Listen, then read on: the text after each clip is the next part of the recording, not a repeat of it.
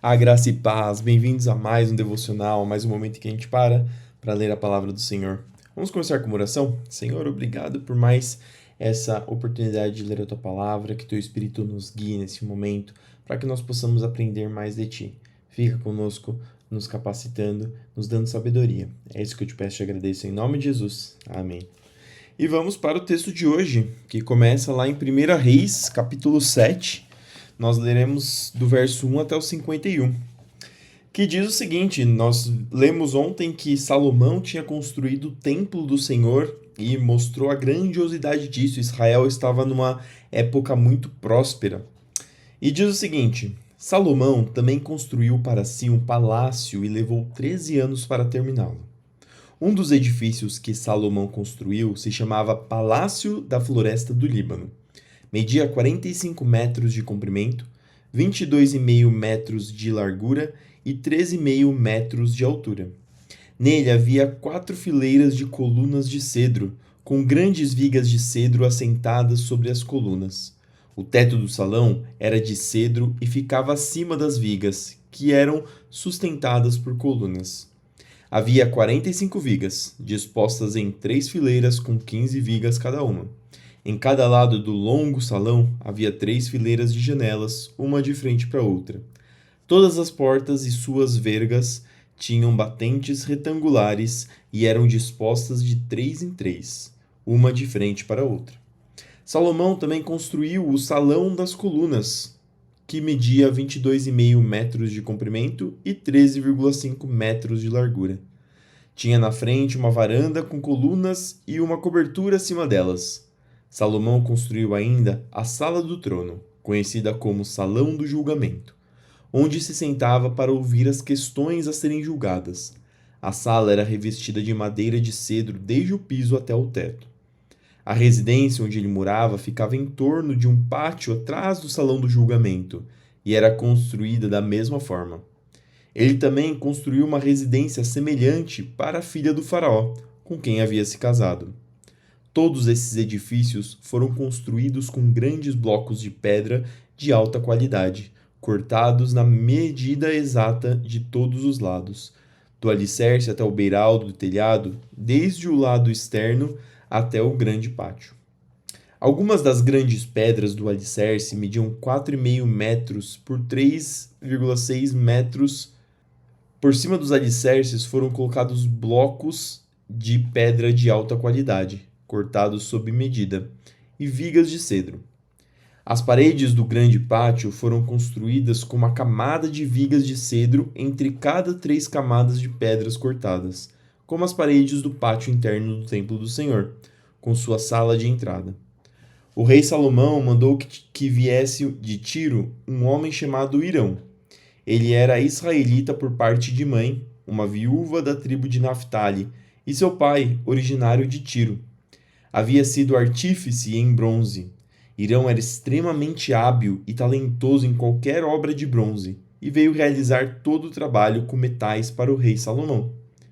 Hirão fundiu 2 colunas de bronze, cada uma com 8,1 metros de altura e 5,4 metros de circunferência. Para o alto das colunas, fundiu capitéis de bronze, com 2,25 metros de altura cada um.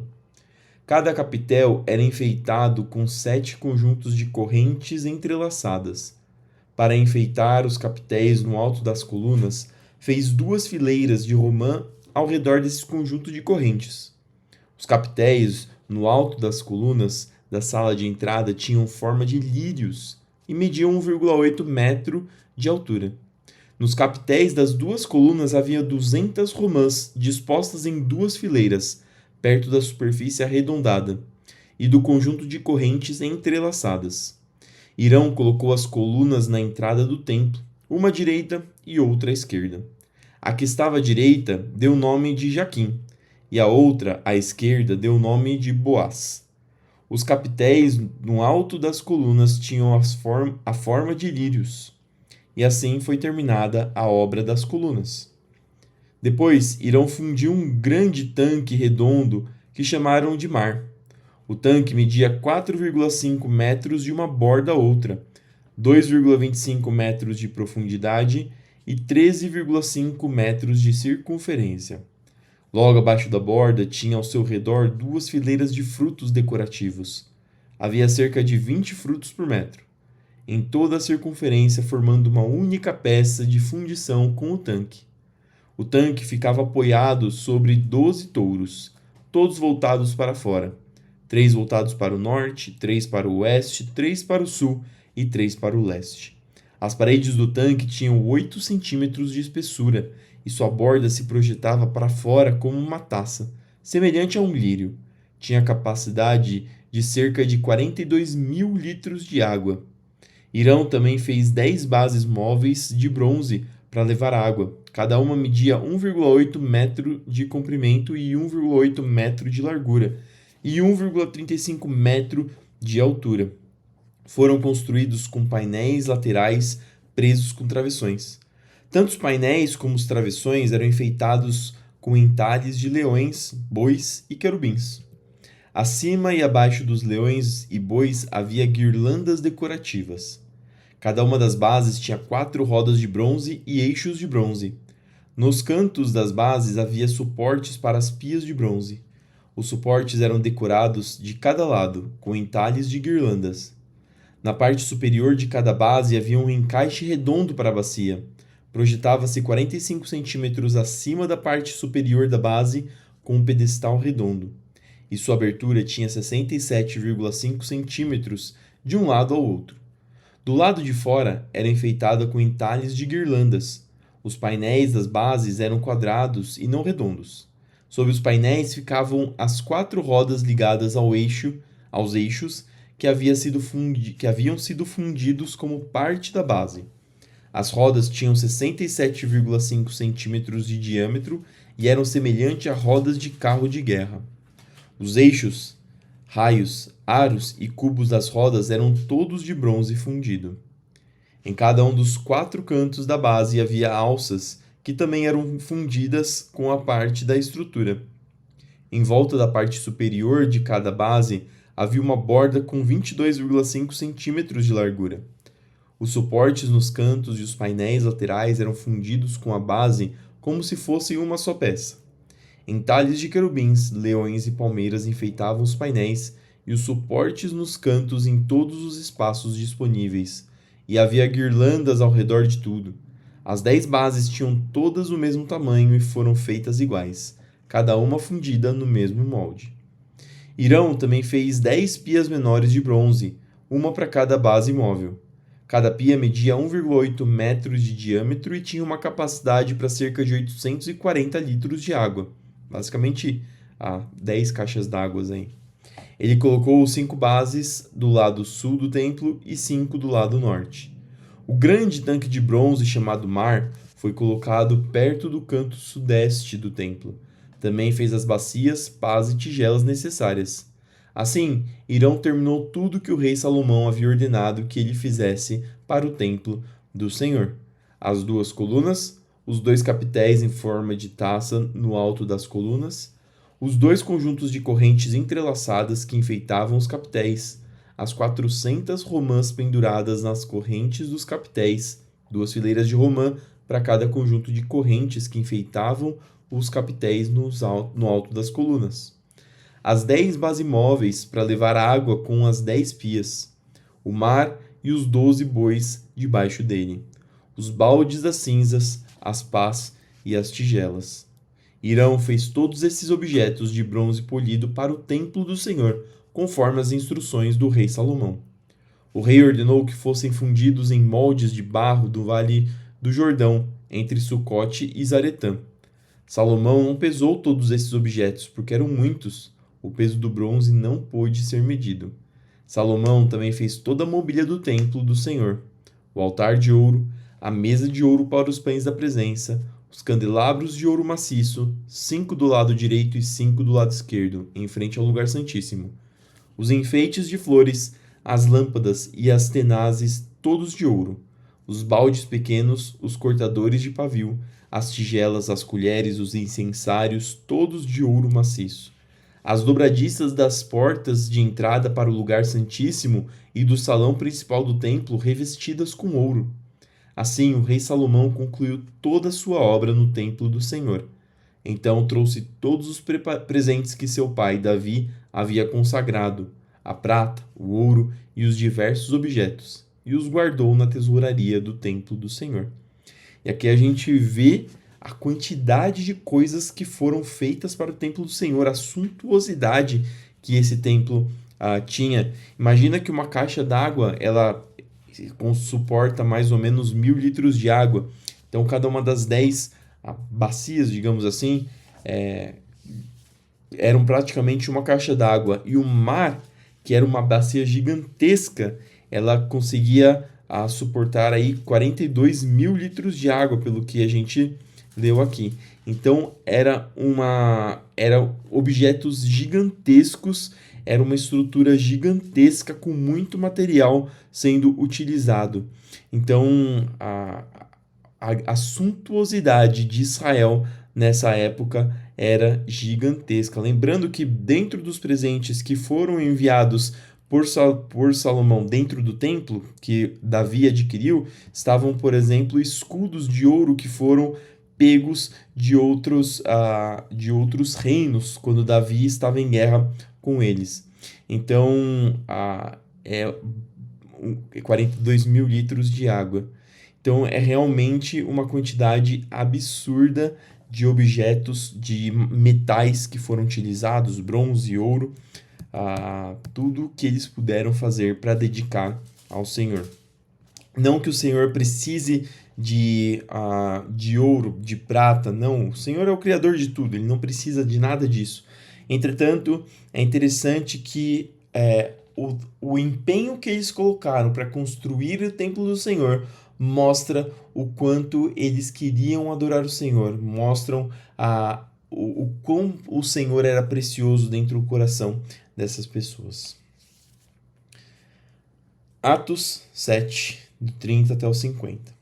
40 anos depois, no deserto próximo ao Monte Sinai, um anjo apareceu a Moisés. Lembrando que aqui nós estamos lendo Estevão dando a resposta quando ele foi acusado de ter blasfemado contra Deus.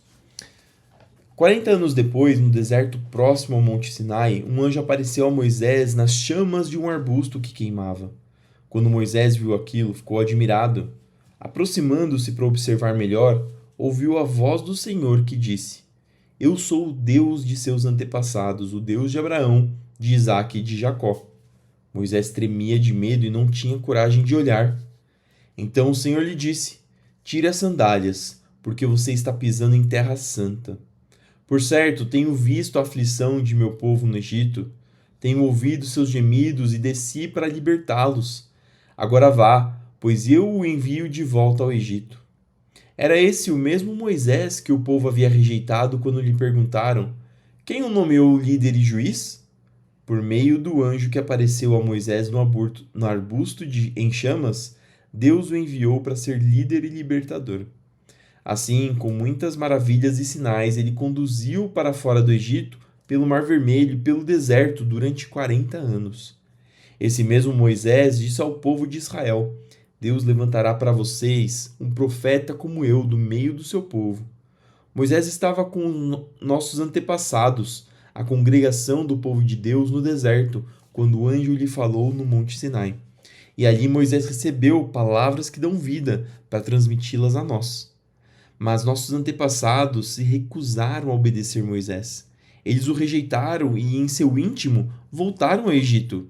Não fisicamente, mas aos seus costumes, às suas práticas, se afastaram de Deus e seu coração se voltou às práticas do Egito, a adorar outros deuses que não o Senhor, a ter hábitos que não agradam ao Senhor. Disseram a Arão: Faça para nós deuses que nos guiem, pois não sabemos o que aconteceu com esse Moisés que nos tirou do Egito. Logo fizeram um ídolo em forma de bezerro, ofereceram-lhe sacrifícios e começaram a celebrar o objeto que haviam criado. Então Deus se afastou deles e os entregou para servirem as estrelas do céu como deuses. Conforme está escrito no livro dos profetas: Foi a mim que vocês trouxeram sacrifícios e ofertas durante aqueles 40 anos no deserto, povo de Israel? Não, vocês carregaram o santuário de Moloque, a estrela de seu deus Renfã, e as imagens que fizeram para adorá-los. Por isso eu os enviei para o exílio, para além da Babilônia. Nossos antepassados levaram com eles pelo deserto o tabernáculo, construído de acordo com o modelo que Deus havia mostrado a Moisés. Anos depois, quando Josué comandou nossos antepassados nas batalhas contra as nações que Deus expulsou dessa terra, foi levado com eles para seu novo território, e ali ficou até o tempo do rei Davi. Davi encontrou favor diante de Deus e pediu para construir um templo permanente para o Deus de Jacó. Mas foi Salomão quem o construiu, o que a gente está lendo agora lá em 1 Reis. O Altíssimo, porém, não habita em templos feitos por mãos humanas, como diz o profeta. O céu é meu trono, e a terra é o suporte de meus pés. Acaso construiriam para mim um templo assim, tão bom? Diz o Senhor. Que lugar de descanso me poderiam fazer? Acaso não foram minhas mãos que criaram o céu e a terra? E ele continuará amanhã, quando nós leremos. Salmos 128, do 1 até o 6. Cântico para os peregrinos a caminho de Jerusalém. Como é feliz aquele que teme o Senhor, que anda em seus caminhos. Você desfrutará o fruto de seu trabalho, será feliz e próspero. Sua esposa será como videira frutífera que floresce em seu lar. Seus filhos serão como brotos de oliveiras ao redor de sua mesa. Essa é a bênção do Senhor para aquele que o teme. Que o Senhor o abençoe desde Sião, que você veja a prosperidade de Jerusalém enquanto viver. Que você viva para ver seus netos, que Israel tenha paz. E por fim, Provérbios 16, do 31 ao 33. Os cabelos brancos são coroa de glória para quem andou nos caminhos da justiça. Ou seja, é bom envelhecer para quem andou nos caminhos da justiça. É melhor ser paciente que poderoso. É melhor ter autocontrole que conquistar uma cidade. As pessoas podem lançar as sortes, mas quem determina o resultado é o Senhor. Mais 3 provérbios interessantíssimos aqui para as nossas vidas. E essas foram as palavras do Senhor para as nossas vidas hoje. Espero que elas possam achar abrigo dentro da sua mente, dentro do seu coração. Vamos fazer uma oração para terminar esse momento? Senhor, obrigado por mais essa oportunidade de ler a Tua Palavra. Obrigado porque o Senhor sempre é conosco. Senhor, continue nos guiando durante os nossos dias, abençoe nosso trabalho, nossos estudos, abençoe para que nós possamos continuar seguindo a Tua vontade e que o Senhor vá nos guiando, nos dando a vitória. Abençoe aqueles que estão doentes, enfermos. Senhor, traga a cura, traga a restauração. Senhor, nos dá o pão de cada dia, nos dá o sustento. Não deixe que os Teus servos passem necessidade, mas supre a mesa dos Teus servos, Senhor. Abençoa para que nós possamos continuar o nosso dia lutando contra o pecado, para que nós possamos cada dia nos fortalecer em Ti e nos tornar aquilo que Te agrada, Senhor. Continua conosco hoje e sempre, é isso que eu te peço e te agradeço em nome de Jesus. Amém. Que Deus te abençoe, que tudo que você fizer no seu dia prospere. Não se esqueça de que nós somos a Bíblia que o mundo lê, então nossas ações devem refletir as vontades do Senhor. Fique com Deus e até amanhã para mais um devocional.